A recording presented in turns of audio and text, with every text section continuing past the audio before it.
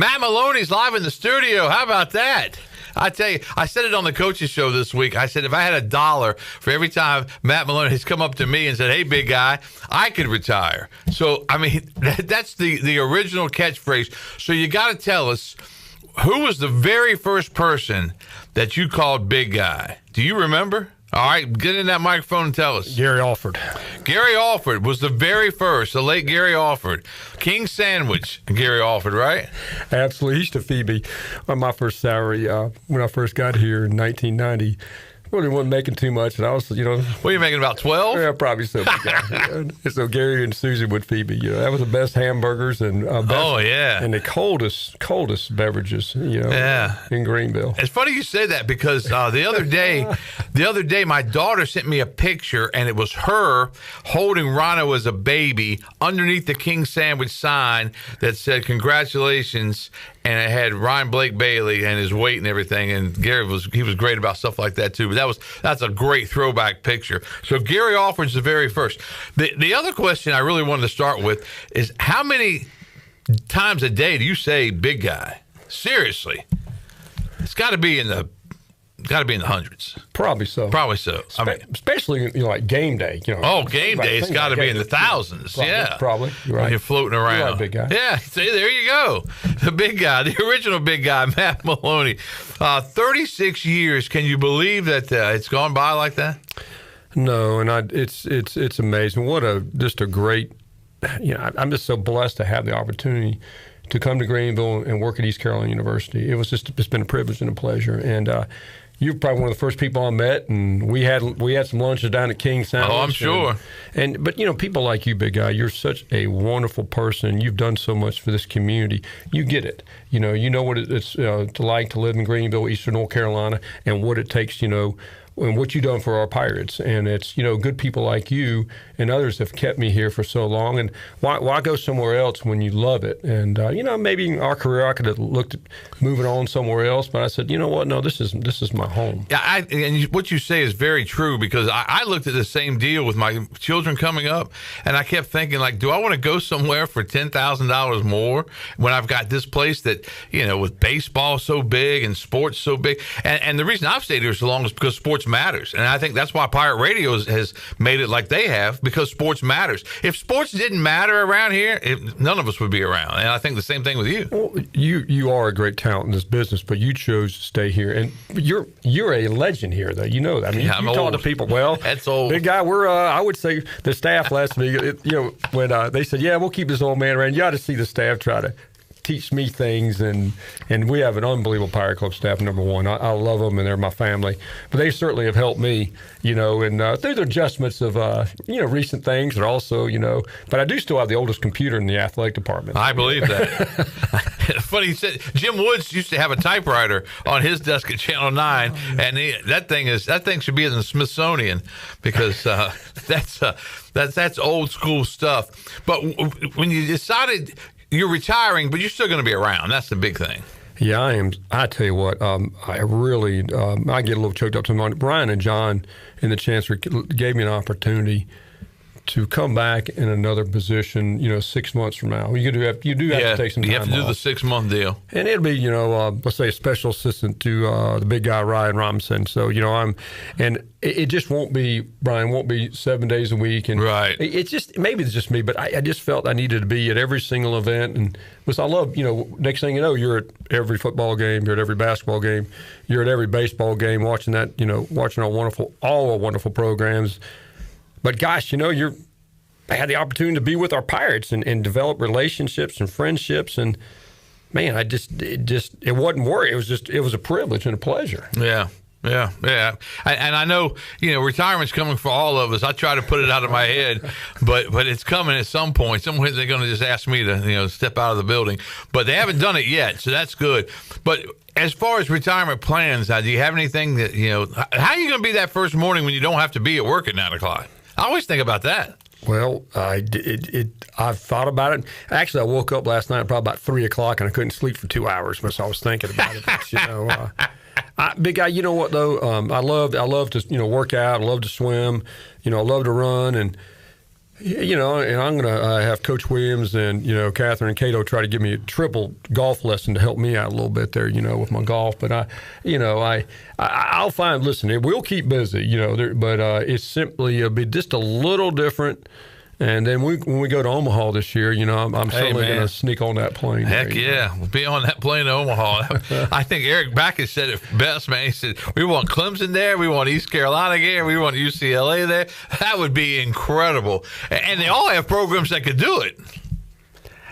No question. Yeah. About that. And they're all, you know, the reason why? That's right. Because of what Keith Leclerc and, you know, and Coach O all the way down to all our coaches established and what Cliff has done. Cliff is absolutely the best baseball coach in America. His passion, he gets it. He's a Pirate. But then you just reflected on, look at Eric Backus coaching Clemson and what B-Dub did. You know, he's at UCLA. Yeah. That's incredible. It is. I mean, it's Clayton. I mean, I just keep on going on. But College World Series wise, absolutely. Nick Schnabel right there at Clemson is Eric Backus, his right-hand man. And Schnabel could he's kind of like Jeff Palumbo. He could get a head job if he wanted it. I mean, they're great assistant coaches, and they help out the head coach more than many of us probably even understand. But, I think it would be just incredible if that all could work out. But a lot of baseball to be played before that.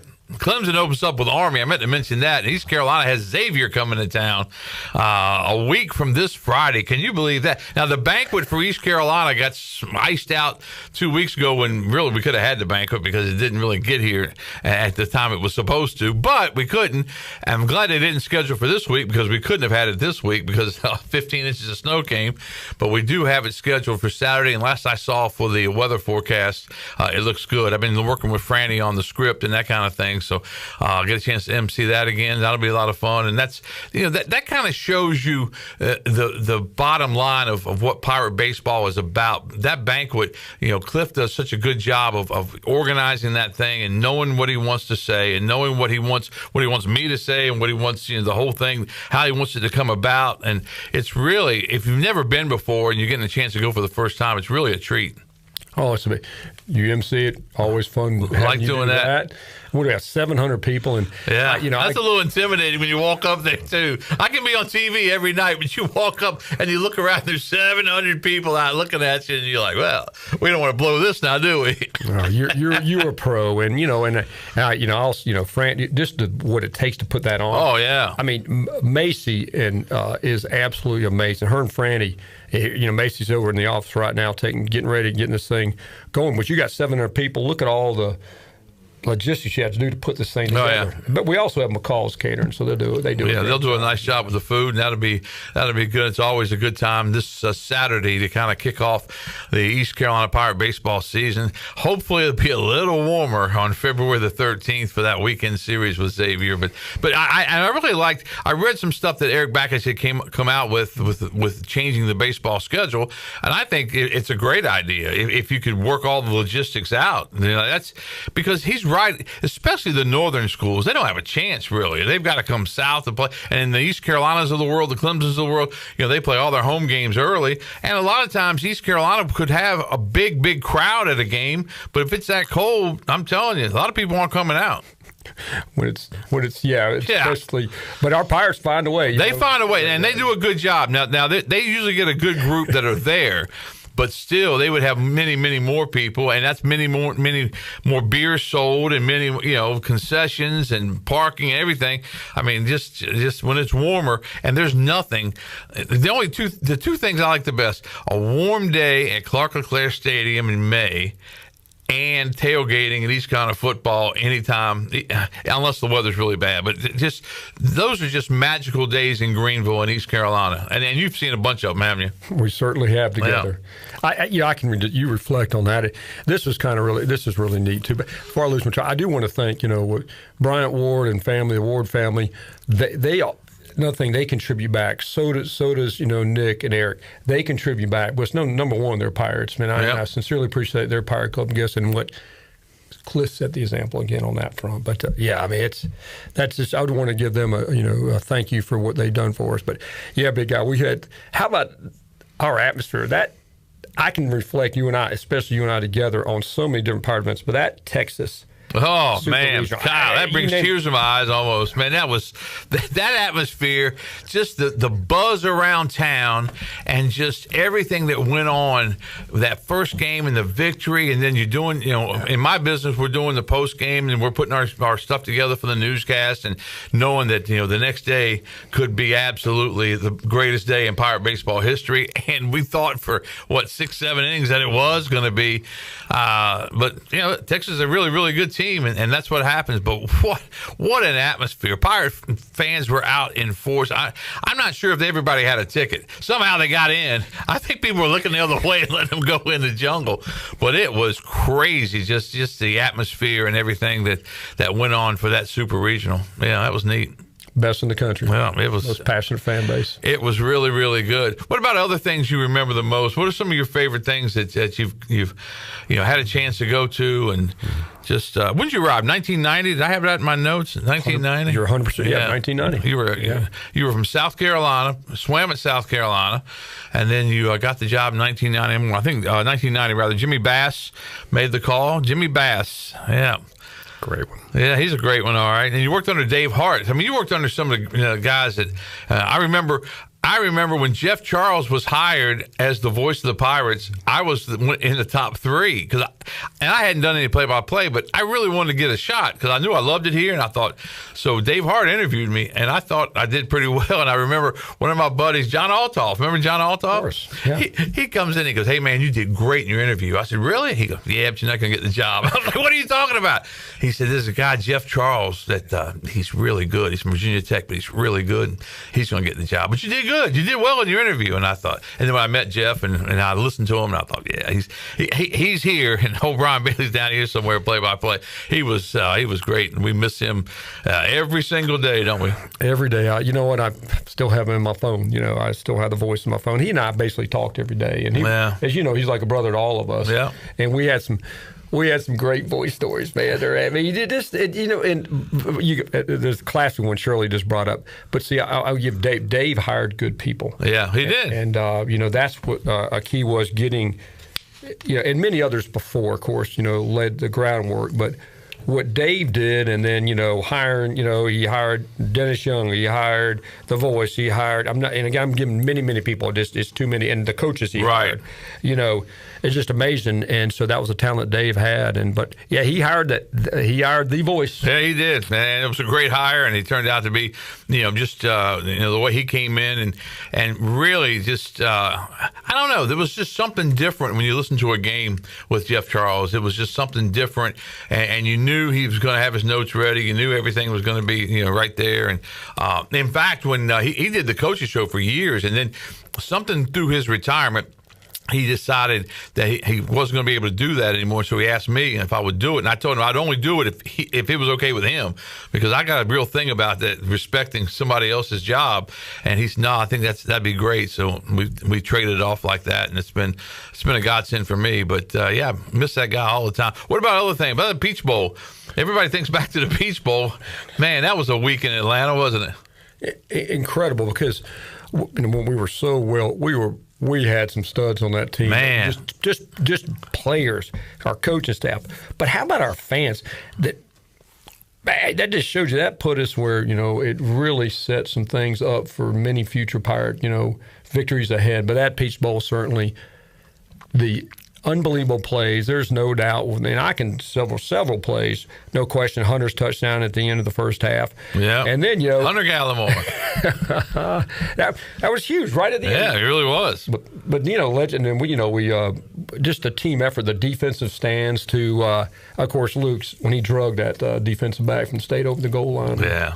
I still look at that picture as it hangs, and I know where I'm standing on the sideline. I was just out of frame. What would have been if I could have been right there in the frame? But I was just out of the frame, and I thought, man, and I can still hear Jeff's call at the end. They're going to try a field goal, and just as he went into detail with that. But man, lots of memories. We've got many more memories coming up. We'll take a commercial break right now. Matt Maloney, the original big guy, is live in the studio after announcing his retirement. Back with more on this edition of the Brian Bailey Show for you right after this. All right, welcome back to our show. On our YouTube page, you can leave a comment for Matt Maloney, and our good friend Kenny Curlings did. He says, thank you for all you've done for East Carolina and the Pirate Nation. He says, if you go to AI and ask what is a true East Carolina Pirate, it will show a picture of you, sir. How about that? Yeah. I think it'll show something different. I did an AI thing the other day, and I thought, oh, my goodness, that didn't turn out so well. So, and Kenny also says you should write a book about the big guy, A Pirate's Life. That's a great title for the book. Big guy. Thank you, Kenny. A Pirate's Life. Any questions or comments, you can get on our YouTube page, and you can certainly ask them or make a comment. We'll pass it along to Matt Maloney, the original big guy. 36 years at East Carolina, announcing his retirement. But as we said, it's a retirement. He's going to skip out 6 months and then be back as in a different role. And that's probably a good role for you when you get to be 90 like you. You gotta slow down a little bit. You must have been talking to Drew Steele because he told me I was 90. Did he tell you that? That's another one. Drew Steele. He's a legend, too. Yeah. Oh, I know. Brian Bailey, Drew Steele. I'm in rookie ball compared to y'all. Yeah, I hear you. But you'll be able to do some things once you get through the 6-month process, right? Absolutely. I do give our incredible, with Ryan and John and others that allowed me the opportunity to come back, let's say as a special assistant executive director. I mean, sometimes our colleagues in our business might not have that opportunity, but now I'll get to come in and probably don't have to go to every staff meeting. I don't have to be there, 7 days a week. Right. And I'll come in and work game day and whatever my awesome team needs me to do. To always want to move the Pirates forward every day. You come in with great passion, and you just do it every day. You try to do something that makes the Pirates better. And as long as I can do that in that role, I want to continue to do that. And I'm absolutely blessed and absolutely, I'm so fortunate, big guy. Yeah, it's kind of like Roger Harris with the 1% deal. He tweeted out every day trying to get through rehab and everything, just get 1% better. If you can make the Pirates 1% better every day, then you certainly can do that as far as retirement goes. Now, let's talk about, and you brought it up a little while ago, part of your job is doing stuff outside of East Carolina. And one of the things that you do that I'm involved with a little bit, but it's the annual party, the annual pool party at Brook Valley for the Special Olympians. And I'm not sure how many years I've done it with you, how many years you've done it total, but it's become a tradition because it's hotter than Hades on that day in August. How many years have you done it? Do you know? Well, big guy, you had your hair was not white when you first started. You're right about that. My hair was dark brown. My hair was dark brown when I started working. We started doing the sports live at 5 and 6, and then having the Special Olympians on and stuff. And but it means a whole lot to those folks, doesn't it? Well, having you there doing it live, and again, that goes back to you and your love for this community. Our special needs citizens and friends are just amazing. They do so much for this community. It's something to give back to them. Well, they sure do love getting on your show and your interview, and then it just shows you our great community. And even though it's 110 degrees, and you're interviewing, and we always have our student athletes come out there too. We do. Yeah, East Carolina has some student athletes come out, and they do a great job as well. And one of the greatest stories of that event, we can't give out a name, but one of our Special Olympians decided they didn't like their bathing suit being wet, so he stripped down to nothing. He was in his birthday suit. And that was they were yelling, Bailey, Bailey. And I was like, what do you want me to do? This is Matt's deal.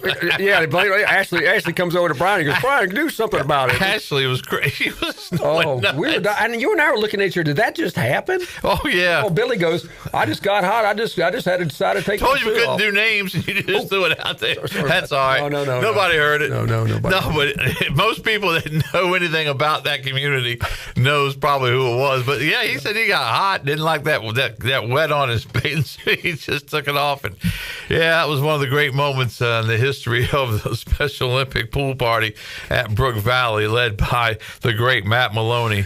That was a lot of fun. Some of the other things, Special Olympics, the games themselves, every year, East Carolina sends out a bunch of athletes. You guys are usually out there. That means a whole lot to a lot of folks, too. That's our wonderful community, and you have to be out there emceeing that, and and our student athletes back, when I started here again, 90, especially now, all the community events they attend, and they're heroes out there. Yeah. And they, this is, again, you go back, that is a huge part of Greenville. We got a great community that supports things, and that our Special Olympians are good. Or they're our friends, Brian. And that's, you and I are passionate about that. Oh yeah, and all the schools bring the athletes. They've actually in Pitt County the last 3 or 4 years, I think we go 2 days.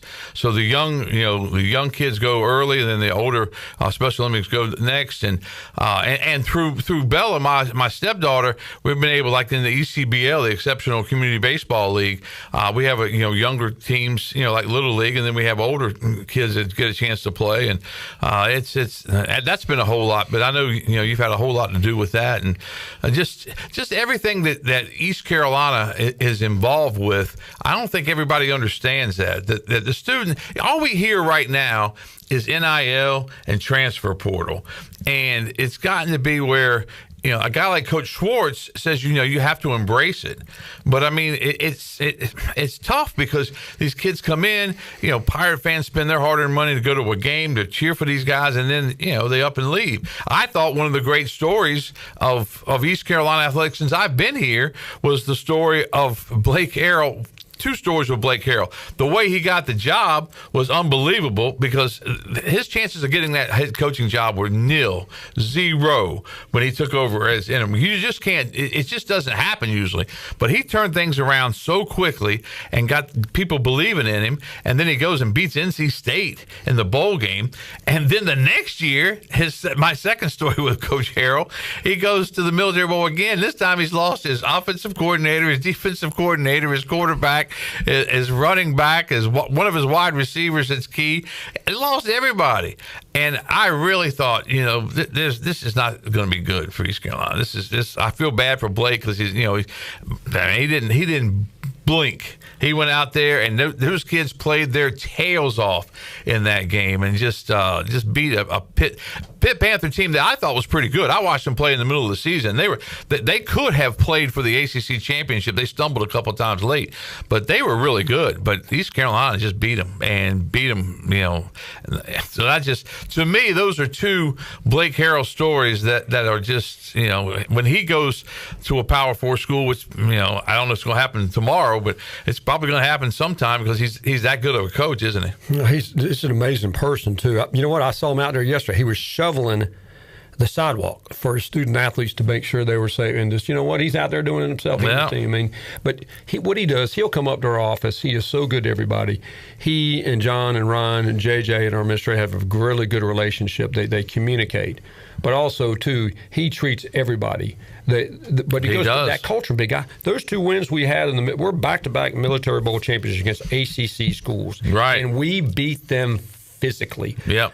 And then Rogers run to. Well, you think back to the State game, beat them up for 2.5, 3 quarters, and then State got hot, boom, boom, and you think, well, they played well, and then Roger, I'll never forget that call because I thought, why are you running the ball? Oh, run it, and he just went, 86 yards for the touchdown. Yeah, that was truly remarkable. And then the Pittsburgh game, I mean, that defensive line, man, they were relentless. They just pinned their ears back, and they were after that quarterback all afternoon long, and they went after it, and it was really, just 2, just the 2 Military Bowls were just really fascinating how East Carolina played in those games. And you know yourself, some teams don't play well in bowl games. East Carolina has had some teams that didn't play all that. There was just something missing.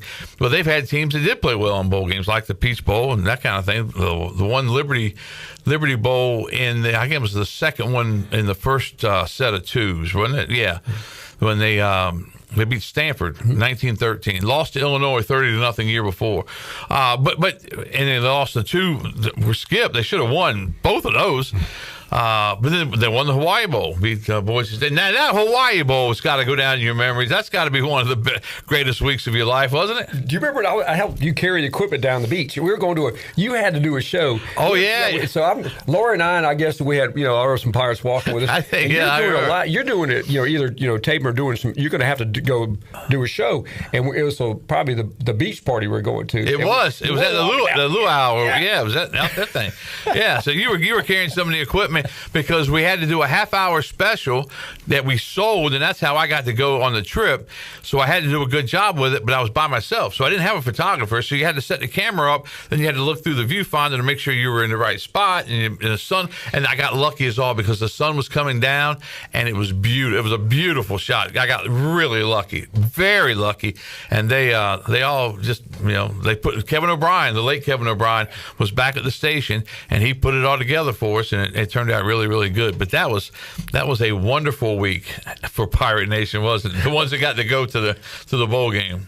Big guy, unbelievable. That walk down the beach, and I'll never forget this. We had Grant and Brenda Jarman, who actually just celebrated their 52nd anniversary yesterday, and then Walden Marie, Dennis and Ellen, probably Mark and Sherry and Logan at that time. We're all climbing up Diamond Head. Oh, yeah. Walter was determined. I mean, there's one little part I don't know if he and Marie can make, but you know what? They made it through this little turnaround underneath you had to go small little cave. He did it. Yeah. I almost turned into Winnie the Pooh, and I almost didn't get through that little spot. I thought I was going to get stuck. They were going to have to bring grease out to get me through that hole. But I got through. I kept looking at it. I was like, man, this butt is not going through that thing. But somehow we did. What great memories that was. Man, the Hawaii Bowl. Wow. That's some good stuff now. Whew. But bowl games are always the most fun because it kind of, goes through your season, and then and some bowl games aren't as good as, I think another bowl I thought was great was the New Orleans Bowl. I really thought that they would spend all their money on the Sugar Bowl and not worry about it, because the New Orleans Bowl was like the 15th or 16th of December, and then the Sugar Bowl obviously was around January 1st. But they did a great job with that. And the Beef O'Brady's Bowl. I remember Billy Weaver was getting on me because I did a story on what Beef O'Brady's was because nobody here knew. It was a sports bar, but nobody here knew about it. But he thought that was the dumbest thing you could ever do. But that's why I'm still in the business and he's not. Yeah, big guy. You had to make sure the wing. You got to talk about their wings. Like that was like a. Yeah, they're world famous down in Florida. Yeah, there you go, Weave. Yeah, there you go. But yeah, he got on my butt hard about the story on Beef O'Brady's. Jerry Vick writes in, I want to thank Matt for all he's done for East Carolina. He says he was a student assistant in sports information back in the 90s, and you treated him with the same respect as you would treat the athletic director. And later on, he said he brought his family by and really appreciated that you made him feel very, very special. And that's really what it's all about. I mean, if you can make somebody's day, make one person's day every day of your life, you've done something, haven't you? Well, absolutely, big guy. That's what we're here to do. And but look at Jerry. Jerry was in it. I certainly remember that. But everybody's on the same team. That's the Pirates. We flourish when we work together as a team. No, in anything. And that's what reflecting back. You treat everybody plays their role and extremely important. When you look back at your career, is there anything you would have changed at all? No, big guy. That's a good question. No, because I think to have the great passion that I try to come in with every day, and the tremendous energy and the positive attitude I tried to portray. But I just was with good people since 1990 all the way to now. I've had tremendous teammates, and our donors they're not donors, they're our friends, and just, I just cherish the relationships and cherish the amazing times. Like you mentioned, sharing Hawaii. I spent a whole week in Hawaii.